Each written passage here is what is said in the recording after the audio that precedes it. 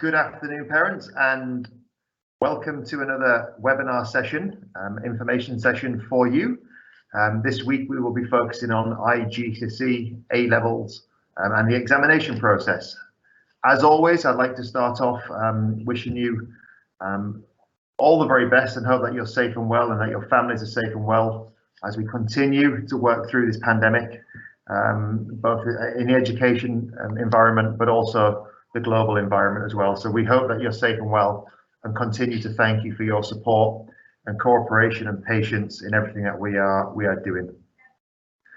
As always, these sessions are recorded and will be uploaded to our YouTube channel so that you can watch them again or watch them for a first time if you're not able to join us. And as always, I thank everybody who does attend these live during these this time of day. So just a reminder that you can and I would like you to, where possible, comment or ask a question in the live event question and answer box and forum, and I will try my very best either to answer those questions as and when they come in or wait until the end of the session whereby I can answer them, which will hopefully help each individual parent who has asked them. So like I said, today, this is the second information session in a series of parent webinars. And this one, whilst it's focused on GCSE and A-levels and examinations, which we tend to refer to years 10, 11, 12 and 13, this hopefully will give all parents an overview of the processes that we have in place at GFS and hopefully be able to give you a bit more information as to what you will expect as your child moves through years 7, 8 and 9 up into years 10, 11, 12 and 13. So the next slide, please. Just a reminder really of the secondary school leadership structure, the senior leadership structure. So obviously myself as the head of secondary with Miss Gurpreet Dhaliwal as our senior deputy head of secondary. And then this year we changed our structure even more, or added capacity to our structure, should I say, and we appointed 3 new deputy head teachers, each of whom are assigned to a particular key stage.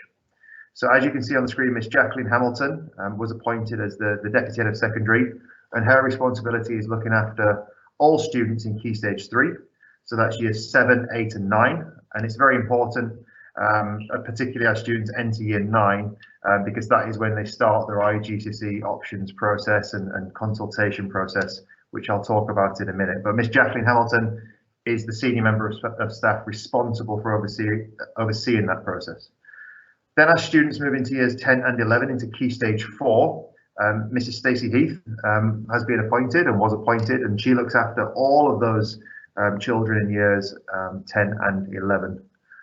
As they move into A-levels, our most senior students into years 12 and 13, Mr. Luke Aung has been appointed as our deputy head of secondary and has been working very closely with students and parents to help make sure that they get through their final years of school successfully, and also in that transition to universities after they leave GEMS Founders School.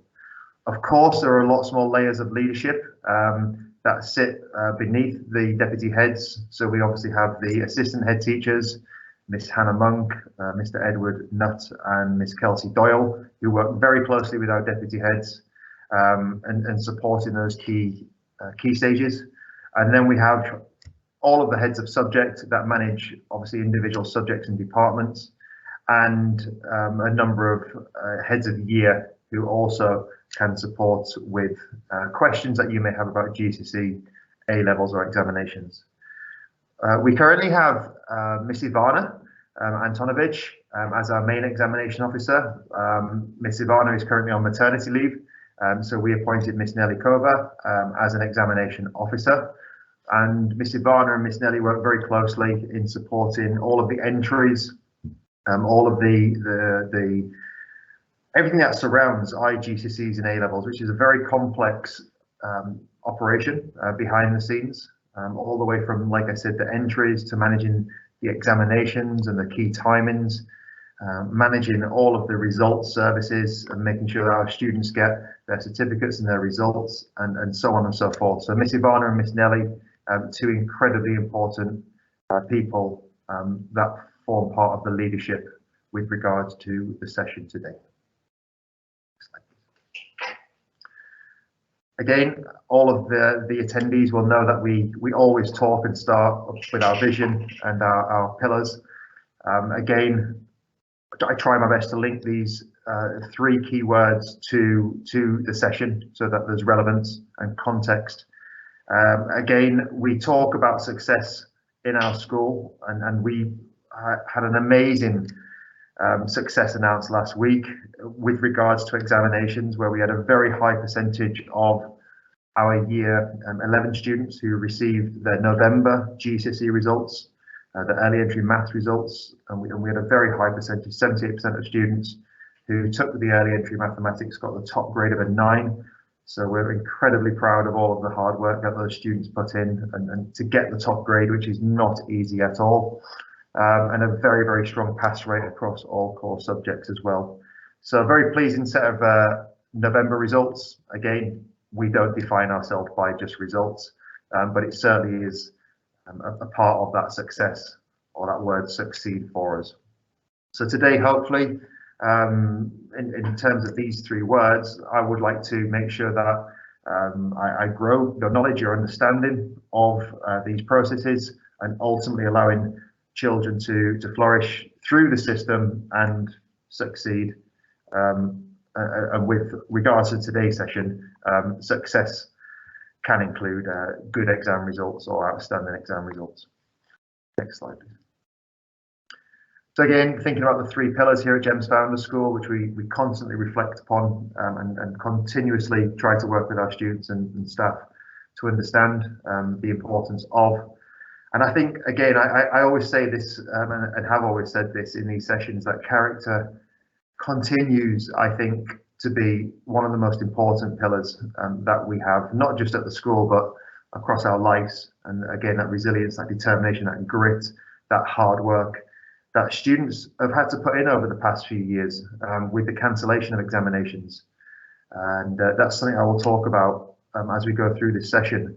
But they've remained incredibly focused and determined to get the very best grades they possibly could without taking examinations, which is never an easy thing for young people. So again, thinking about mindfulness and thinking about staying in the present is important for this session.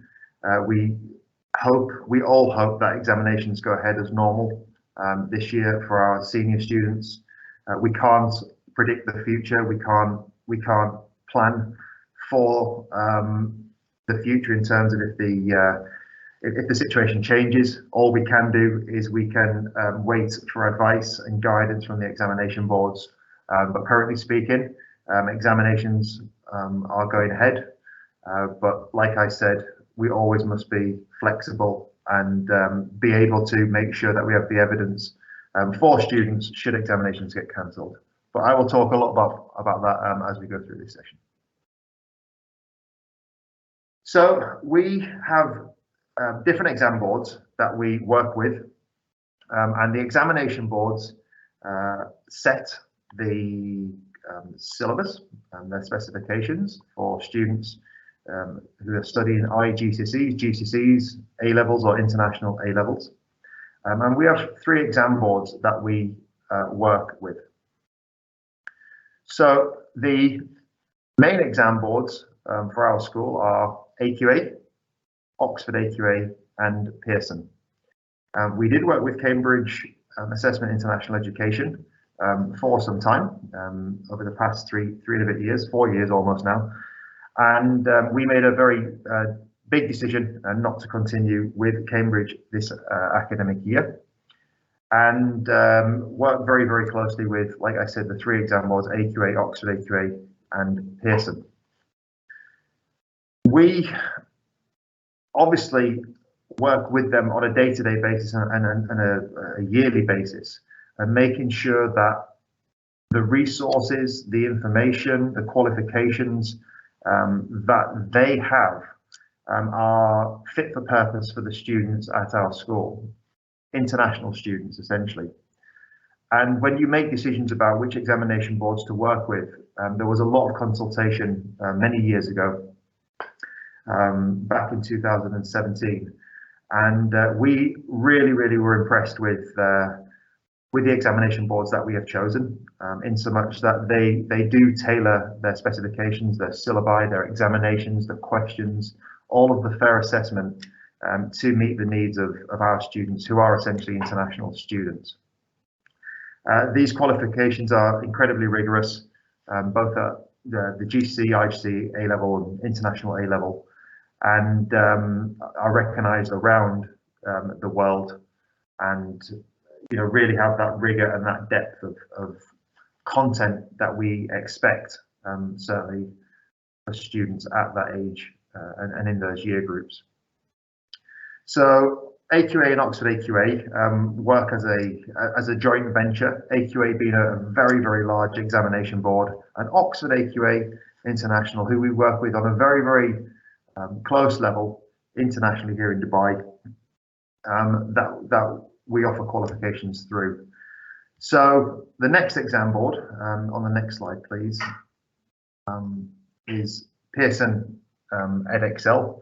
And again, we chose Pearson after long discussions and moving across many subjects from Cambridge to Pearson through a very rigorous consultation process, with the exam board, our heads of subject, and across our cluster of schools as well, to make sure that we're offering the right qualifications for our children, and like I said before, that they meet the needs for them.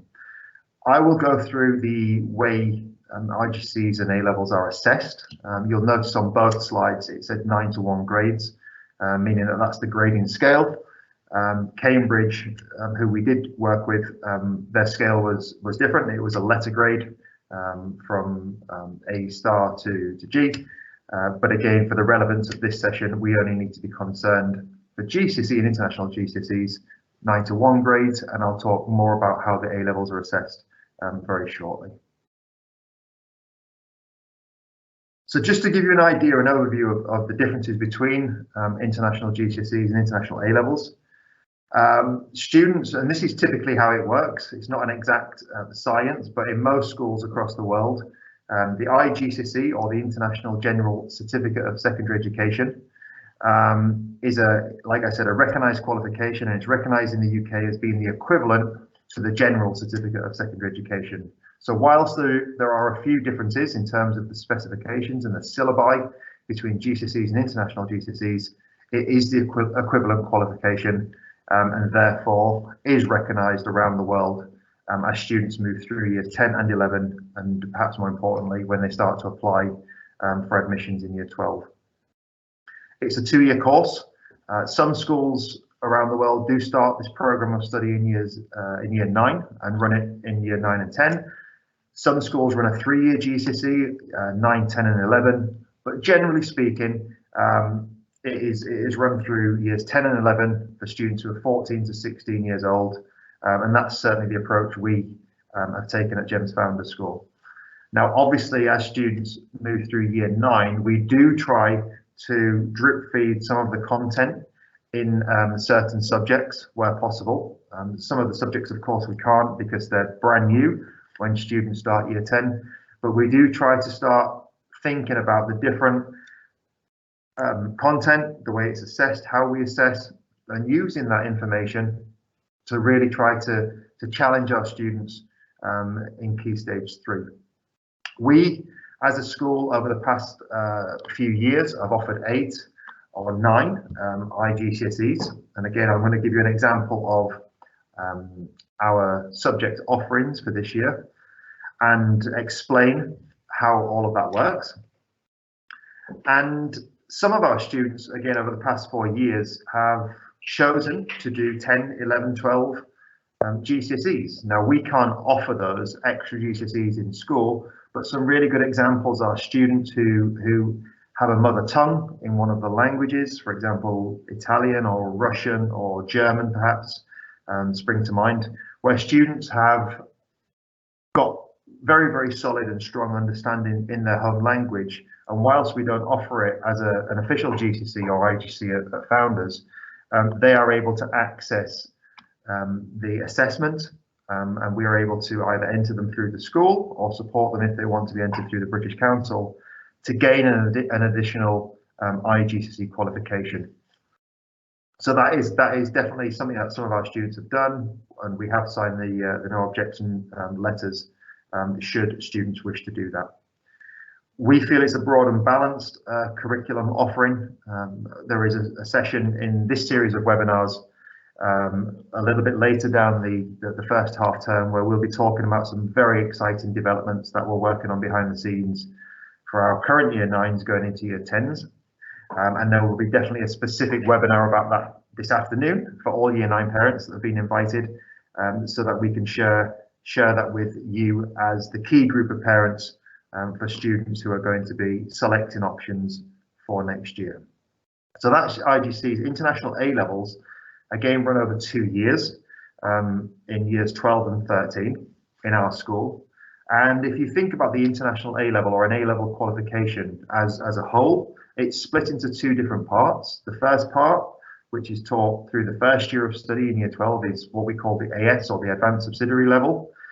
And the second year, which is termed the A2 level. And progressively gets more challenging and more difficult and more complex as they move through years 12 and 13. And we found that this qualification as a whole is the right qualification for the students at this school. It's definitely recognised internationally and comparable with the IB or any other different curricular qualifications that students get at this level, and certainly recognised by universities all over the world for entrance. Collectively, the AS and A2 forms the whole A-level. I always strongly encourage students to complete the whole A-level for many different reasons. Some students and some questions that we get asked frequently are about, can students leave at the end of year 12? The answer is yes, they technically can, but the challenges leaving in year 12 presents can be complicated. And they can be complicated for certain reasons, depending on which country the students are going to university in, or where they want to continue their higher education with. But some students certainly do leave at the end of year 12 to pursue a university degree or a foundation course. We personally recommend that students complete the full A-level.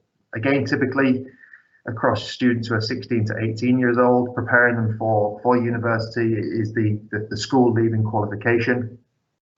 On average, our students take 3 or 4 A-levels.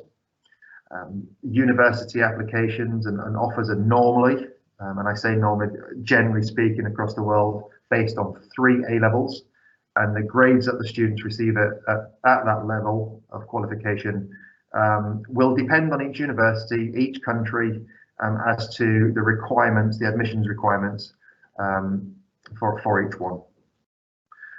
Whilst GCSEs and IGCSEs are very broad and balanced, and it gives students the opportunity to choose 5 subjects at our school from a list of option blocks, the A-levels, students really start to home in on the subjects that they wish to pursue a degree in at university, or the subjects that are going to help them pursue the degree that they're going to study at university. So IGCSEs, I would say very, very broad and diverse, and very important that students choose subjects that they like, that they enjoy, that they're good at, that they're passionate about, but also keep a degree of flexibility within the options that are provided. And like I say, at the end of year 11, look at the results that students get when they're assessed, and then focus on 3 or 4 A-levels that are going to really help them with their futures. Next slide, please. So this is the current GCSE and international GCSE curriculum options. This is for the students who are currently in year 10, and they will be examined at the end of 2023. You can see on the left side of the option blocks that we do have compulsory subjects, some of which are GCSEs and some are not. So let me explain that in a bit more detail. So our compulsory GCSEs or international GCSEs are mathematics and English. The mathematics course is broken down into two options. Students who want to pursue a core route, who we feel are better to pursue a core route, or an extended route. Now we start off by teaching all students at Founders the extended mathematics route, and we review that throughout year 10, and then in consultation with the parents and the students and the heads of department and our teachers, decide what is the best route in year 11 for them. Likewise, in English, we have two GCSE qualifications there, one in language, one in literature. But within the language, there's an option to do English as a first language, or English as a second language.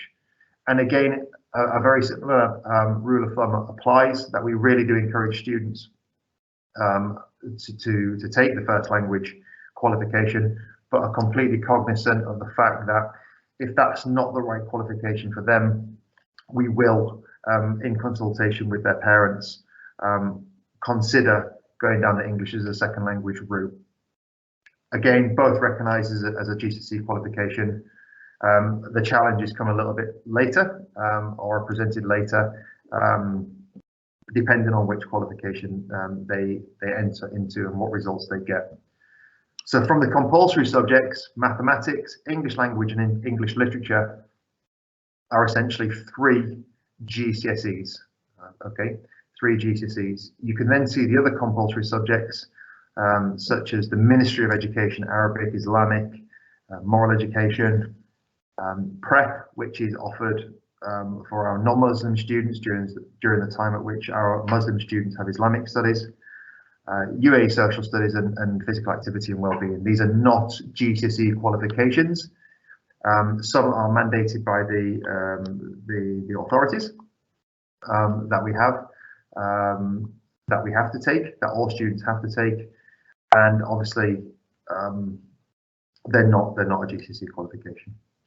You can then see across in the option blocks, option 1, 2, 3, 4, and 5. There's a wealth of subjects there. Like I said, we believe are very broad and balanced, and are not just chosen by the school. They're decided in consultation with the students from surveys.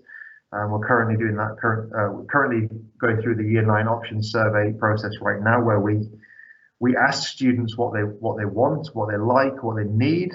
Are there any subjects that we're not offering that they may be interested in, and then make decisions to improve the range of subjects that we can offer, to the capacity that we can do.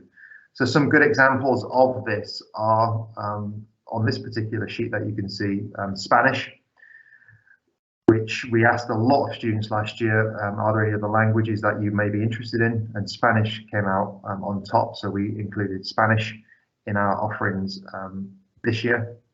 Next year, we've introduced design technology, food technology, drama, and things like that will be in the option blocks for our current year 9s going into year 10. So over the past few years, we have expanded. You can see that science, for example, the sciences are the most popular subjects. So therefore, we put sciences in all option blocks, and not just one group of science, but 3 groups of science. And that gives students the flexibility to be able to choose a tailored pathway for them. So for students in year 9, like I said, they'll be surveyed. We'll get the information back from them. We'll do another further survey to get even more information. We have webinars and we have information evenings. Of course, we would like to do these in school, but it's just not possible at the moment. We have subject taster days, so they can go and experience these subjects that might be new to them, or just experience subjects that are familiar to them, but are at a higher level. And then we start to create the option blocks, making sure that the survey results we use to inform which subjects go in which blocks. The students then choose which options they want. They choose one subject from each of the 5 blocks, which gives them 5 additional subjects. And collectively, when you add mathematics, English language, and English literature, they get a total of 8. Like I said in the previous slide, Some students choose to do 9, 10 with subjects outside of the typical offering that we have at Founders. So hopefully that gives you a broad overview of the GCSE and IGCSE process. And we'll just move on to the A-levels now. So you can see very similar in terms of the way the form is laid out, or the option sheet is laid out, where we do have compulsory subjects. However, none of those compulsory subjects at International A-level and A-level are A-level qualifications. So we have the Ministry Arabic, Ministry Islamic Education, the Moral Education, and Physical Activity and Wellbeing. But you'll see that none of those are actual A-level qualifications. They're mandatory courses that students have to follow in these 2 years, but certainly will not receive an international qualification for them. We then have 4 different option blocks, and like I said, students in years 12 and 13, on average, not just in our school but across the world, will either choose 3 or 4 A-levels. And again, the subjects you can see on the screen right now are similar, the same, sorry, as many of the GCSEs that you saw on the previous slide, and that's to ensure the continuity of the qualification.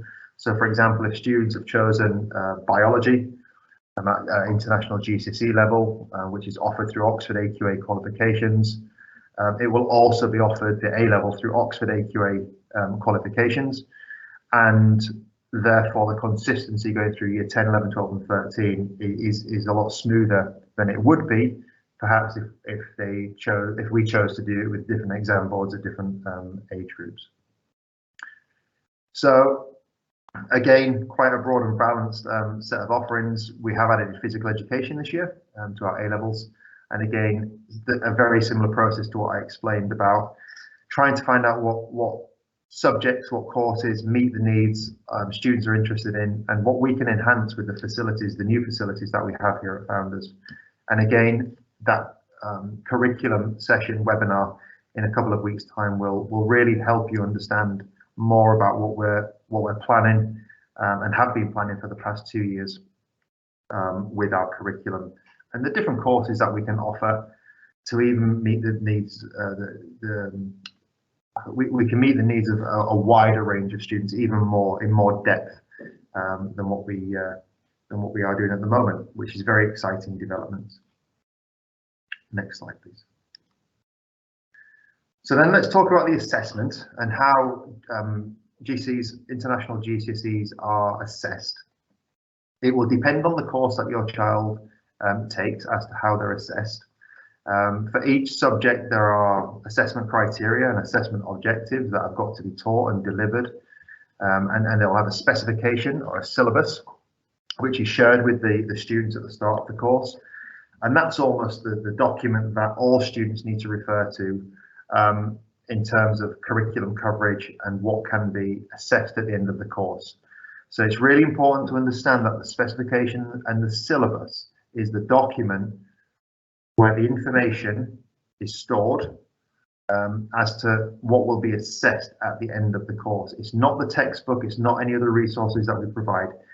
It is about the specification and the syllabi, and obviously there's various different documents for the different subjects that we have, and all are on our examination board's websites. So many of the courses, all of the courses will have examinations, but some courses also have different components to them. Coursework, for example, in geography as an example, where students are required to do controlled or supervised coursework, and which is marked and assessed by both the school and by the exam boards, and that will form the grades that the students get. So examinations for year 11, when students get to the end of year 11, will start in April and run all the way through May and June. That's called the summer series, and that is really when the assessments of IGCSEs take place. Likewise with A-levels, which I'll come on to in a second. The coursework is submitted at various points throughout the course, and again, that would depend on which subject your child chooses. The The types of questions, the styles of questions from all of our exam boards will range from multiple choice to short and long answer questions, as you would expect from any kind of rigorous assessment. And different points will be allocated to the different questions. The students will receive a number of points at the end of that examination, and that will be converted into a grade, which will be on a scale from 9 to 1, 9 being the highest grade, 1 being the lowest. The only other grade that a student could get is a U, which I don't really want to talk about, but it is a reality that students can get a U, which essentially is a fail. But one of the most important things to understand, parents, is that on that 1 to 9 scale, a grade 4 is considered to be a standard pass. And if you want to put that into alphabetical terminology, that would be broadly a C. But the Department for Education, or the DfE, as it's abbreviated on the screen, have indicated that a strong pass is at grade 5 and above. So that is our benchmark, really, is that grade 5, making students view that as a minimum curriculum expectation. Obviously, all students will have different aspirations and targets, but that grade 5 is a very important number because that is really the strong pass grade that we expect students to be working towards as a minimum. Like I said, only last week we got 78% of students who received the top grade in mathematics of a 9, and have been over the past few years now. So very pleased with our past results that students have achieved.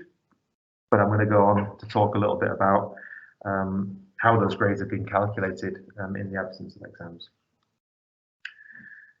So again, this was many years ago, but hopefully this sort of structure will help you understand the shift from that old alphabetical grading system, which Cambridge still use, but our exam boards are all on a 9 to 1 scale, and you can see, just like I said before, that good pass, that strong pass, 5 and above, and that awarding pass, really, that which equates to a C,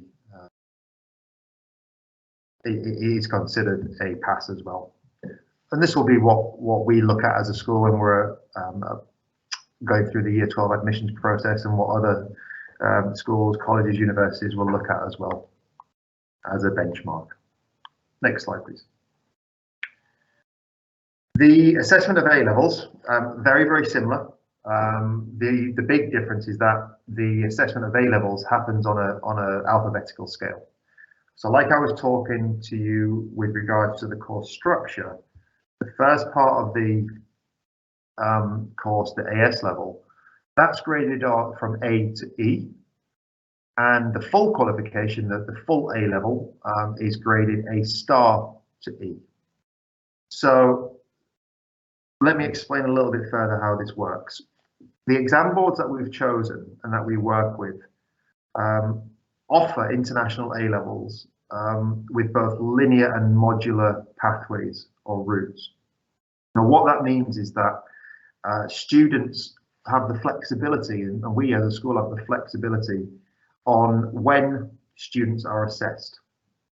So within the linear route, students are assessed at the very end of the course, at the end of year 13, and they will be assessed on all the knowledge that they're required to obtain, and all of the understanding and all the skills through those 2 years. However, many of our subjects also have modular routes, so students can actually sit examinations at the end of year 12 and then sit further examinations at the end of year 13. They could, if they wish, through the modular route, just sit everything at the end of year 13 as well. And there's pros and cons with all of this, of course, and things that students and parents will consider. For example, having all assessments at once could be overwhelming, whereas if it's broken into 2 years, it might be more manageable. Some students prefer not to have exams at the end of year 12 because they want just to focus on their courses until the end of year 13. So this is all down to the discussions with our parents and our students. But I think one of the key things like I said at the start, this is that no matter what, I think students really should be aiming to complete those full 2 years of study and leave the school with international A levels or A levels. They are recognised by the leading universities and employers worldwide, as I've already stated. And like I said, each university will have different admissions criteria. Alongside all of the letters of recommendation, the reference letters that we write as teachers, as leaders, that will support students' applications as they go off into the world of higher education. Next slide, please. So for our school, Year 12 admissions is based upon the, just one slide back, please, Ms. Smiley. Thank you. Our year process and requirements are based upon the grades that students get at GCSE level. And we require as a core, as a foundation, that students achieve a minimum of 5 GCSEs or international GCSEs that are graded 9 to 4. So they've got that pass grade or above, which must include English and mathematics. We then have a further requirement. So when students, for example, want to choose biology, physics and chemistry, as an example, if they wanted to do those 3 sciences at A level or international A level, we would expect that they get a minimum of a grade 7 or above, of course, because that will really help them, and that will be really the strong foundation for them to be successful or more successful as they take those subjects at that level. We do, of course, speak with, consult, have dialogue with students who do not meet our criteria, and really try to support them in different pathways. And we've got, I think, 5 different pathways this year for students who perhaps didn't get the grades that they want or they need to get into our Year 12. And therefore, we've got a number of different option routes where students may choose to do a couple of A levels or maybe just 1 A level and resit some of their GCSEs so that they get to where they need to get to eventually. So we'll be very flexible with that. Again, like I've said before, we're designing a curriculum pathway and set of offerings which will be very unique and enhanced for our current Year 9s going into Year 10s, again, which will be discussed in a future webinar. We then have interviews and discussions with the students internally, or if they're joining our school from a different school, and we'll be given conditional offers into our 6th form, into Year 12. Because the results of international GCSEs and international A levels do not get released to the students and parents and to the schools until August. So it's very much based upon the predictions, the prediction grades that we put in place based on all of the information that we have, and then they are confirmed into admission offers in the summer once students have received their results. Next slide, please.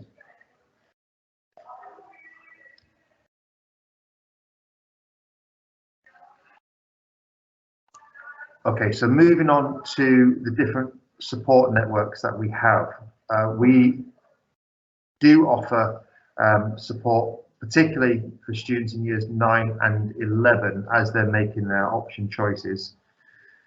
Already said it before in this webinar that there is another webinar this afternoon at 5 o'clock for Year 9 parents who will join in, and we will go into much more detail as to the IGC options process.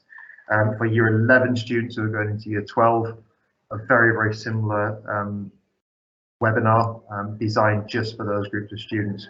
But in school as well, we try to do and try to provide as much advice and guidance as we can to help them make the right choices. Now, whether that is just talking to them individually or talking to them as a group, or whether your child books in to see our career counsellor, Miss Lakshmi, her contact details are on the screen, for a one-to-one session, or whether they're talking to their peers, their friends, because that advice is also very useful if channeled in the right direction. So there is lots of different sources of information alongside all of the information that's provided from the examination board's websites. We over the past couple of years have not been able to have career fairs in school, but I know Ms. Lakshmi is working on lots of online career fairs, which will be open to different groups of students so that they can understand which qualifications they need to get, what grades they need to get to the career or the university they want to get to or need to get to.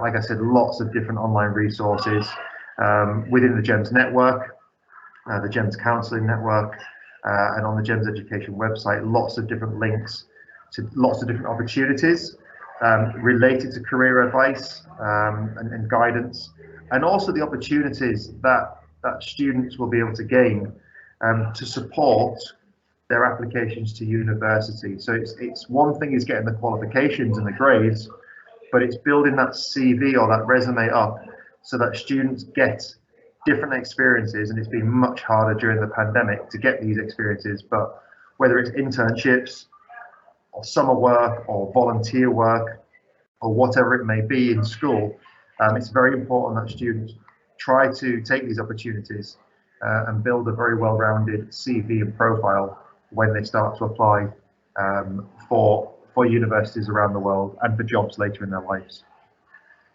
Of course, I said at the very start of this webinar, different layers of support in terms of key people, heads of year, heads of subject, deputy heads, and obviously classroom teachers and form tutors, including myself as well, and the principal and the vice principal.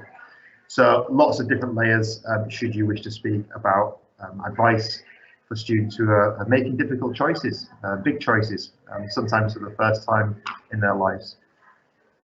Next slide, please.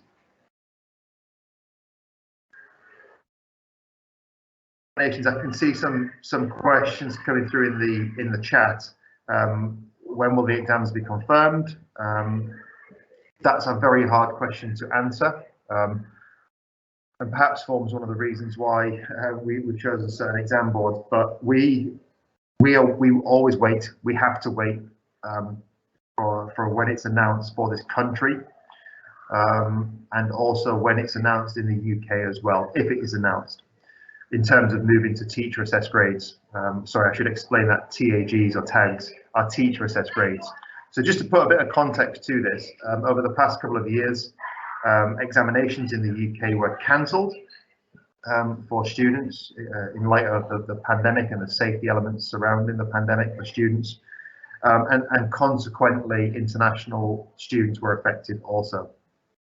What that meant in the absence of examinations, where students normally go into an exam room, they sit an exam paper by the exam board, we send that paper off back to the exam boards, they mark it, they give the students the grades and so on. All of that was non-existent over the past 2 years, and in the big summer series. And instead they replaced it with teacher assessed grades, whereby schools were required to gather evidence over the course of study, GCSE and A-levels, and submit that, calculate a grade for the students based on the evidence, and then submit that to the examination boards. So a lot of work that was done by the schools in the absence of formal public examinations. So to answer the question, over the past 2 years, the exams were cancelled in the UK, and then, like I said, regionally, internationally, different countries in different situations made the big call whether to go ahead or not. So I can't give you an exact date. We all sincerely hope that examinations take place. But as soon as we know if there are any big decisions made by the government, by the authorities in different countries, and obviously in the United Arab Emirates, we will let you know accordingly. So I apologise, I can't answer that one specifically. I've got another couple of questions that I will answer.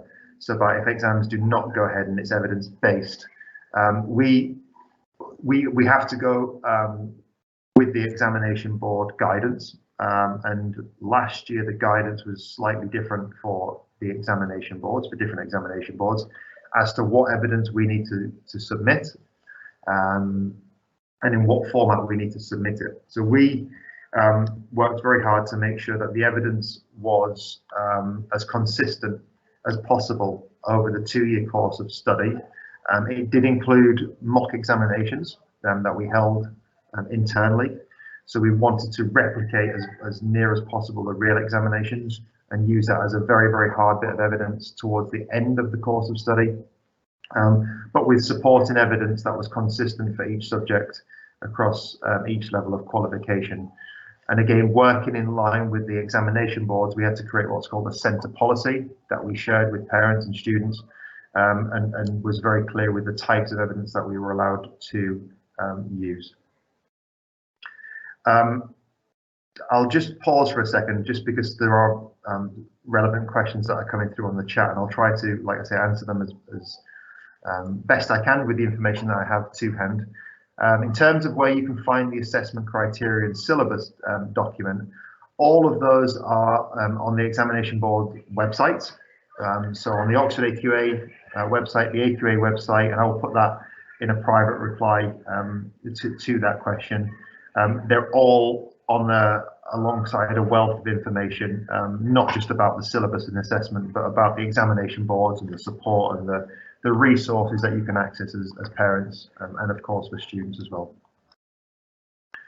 A question about what does grades 4 to 9 mean, or 1 to 9.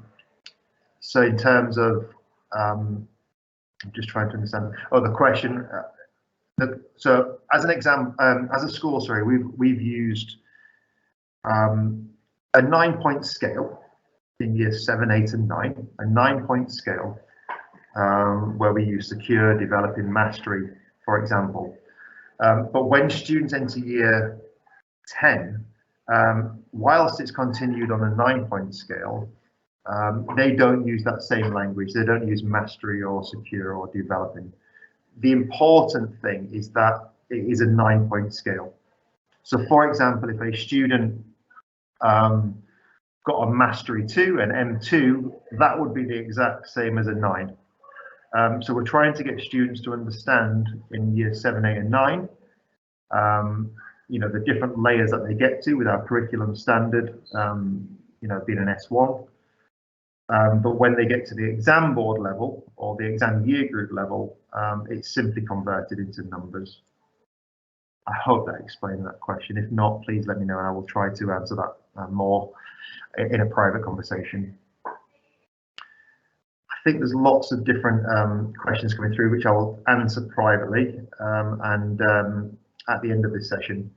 But let me just move on to the last slide, which is very, very important. Many of you who have lived in this country, or certainly in other countries as well, you will understand that there is the requirements for governments and for different authorities to make sure that the qualifications that students obtain are equivalent to the qualifications that they may attain in different countries around the world. And the UAE is no different in this respect. So in terms of equivalency, we have received different information, updated information as we go along. We try to share that with parents as and when we receive it. We do share that with parents as and when we receive it. But in terms of the you know, the Ministry of Education, there are equivalency requirements, specifically what's called Federal Decree 883 for schools that follow a British curriculum. And currently we have got to make sure that if students want the equivalency to continue, they will have to take a certain number of courses and get certain grades in those courses. Now, currently for the academic year 2022-2023, we've been instructed in terms of equivalency that students get 5 IGCs or GCSE level courses with a minimum grade of a 3, but they must include mathematics, one of the science subjects, and English language or English literature, as well as 2 advanced level subjects or 2 A-levels with a minimum grade of a D. Now we will release this updated information to parents, and we'll be holding a specific session just on equivalency when we get the full picture and all of the advice that we need to share. But it is very important, and it's not just important in this country. It's, like I said, it's important in other countries. So please do familiarise yourself when and where possible with your home country's requirements You know, they may leave us, your students may leave us, your children may leave us at the end of year 10, 11, 12 or 13. And it's really important for you to be familiar with the information that you need from the countries that you may be going to, and it differs from country to country, so I won't go into that in any detail. But if you want specific guidance on this for the countries that you may be considering going to, you know, when you do leave GEMS Founder School, please do let me know. Please speak to our career counsellor, and we will definitely provide the support where possible. So let me just again pause for a second and try to answer some of our parents' questions, and thank you so much for all the questions. So one question: can students take 2 exams for one subject in GCSE, for example, maths? So I think that question is, so many of our students over the past few years, we've entered them into what we call early entry mathematics. It's the one subject that we do that with. So when students get to the end of year 10, we look at the internal data and we see which students we believe are ready to sit the mathematics early entry exam at the end of year 10. We don't do it for any other subject, it's just mathematics. And we have had success with that. I think the question is related to can they do the exam again in year 11, and the answer is absolutely yes. They can do the exam in any of the years for that matter, as long as we enter them for it. So yes, they can resit it if they don't get the grade that they need or they want, or if they want to improve their grade. Yes, we absolutely can do that. Again, there are certain rules around this in different countries about how many times you can resit a GCSE, so please speak to me individually about that if you are confused with that. Some other questions, I think most of them require private answers. One question about psychometric and aptitude testing for students who want to appear before choosing GCSE subjects.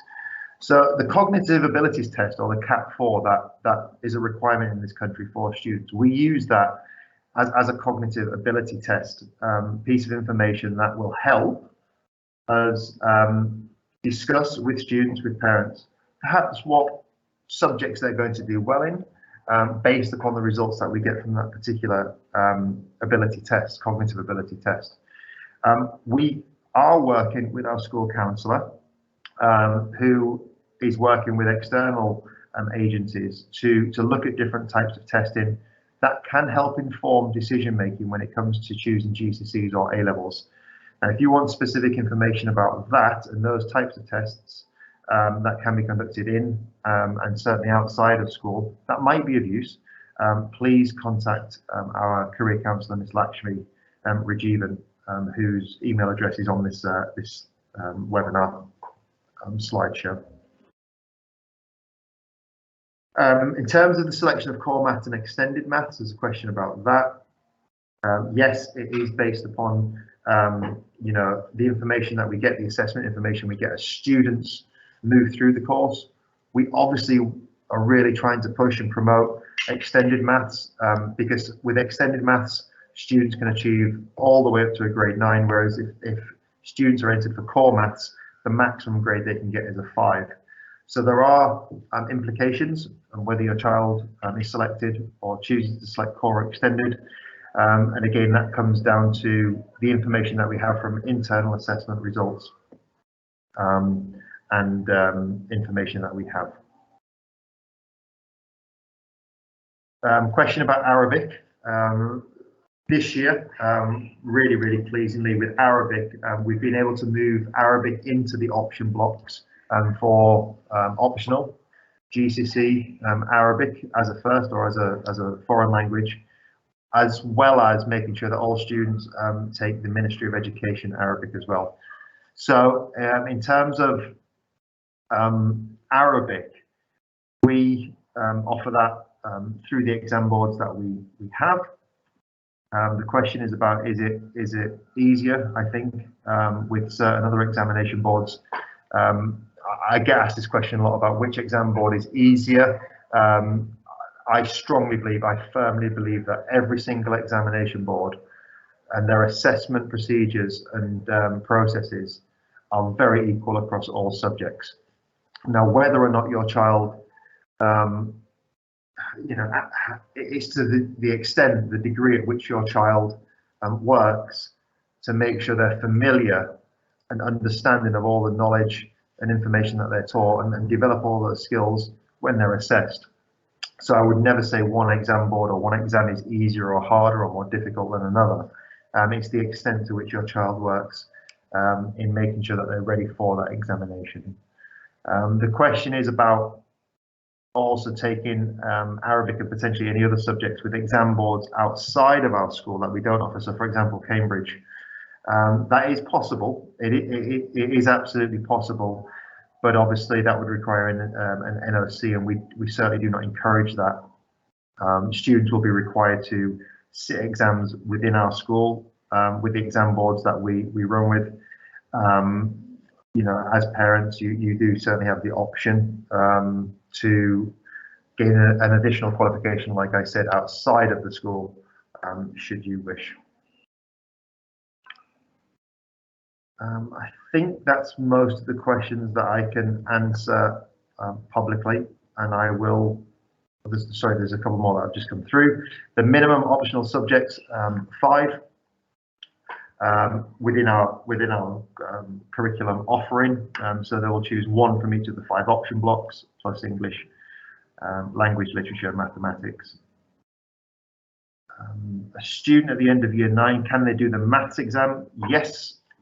To answer your question, they could do. We have had 1 student in year 9 who got the top grade of a 9, which we're incredibly proud of. So yes is the answer to that question directly, but that would be something that we have to speak with you and your child about. And if we certainly feel they're ready, there is a potential for that to happen. Like I said, over the past 5 years, we've only had 1 student in that situation. But certainly it is possible, definitely in year 10 for early entry, and most certainly at the end of year 11. As always, thank you very much for the lots of people that have joined this morning session, this afternoon session. It's always nice if you can provide any feedback in the question and answer box, if these sessions are continuing to be helpful. If you want any further sessions tailored to meet the needs of your questions or your understanding, please let me know, let us know.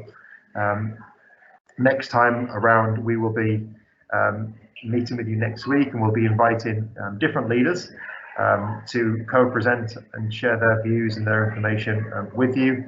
But for the meantime, thank you all to everyone who has joined. This session has been recorded, and I will continue to stay online to answer the questions that have been asked privately. Stay safe, take care, and thank you for your continued support. Goodbye, everybody.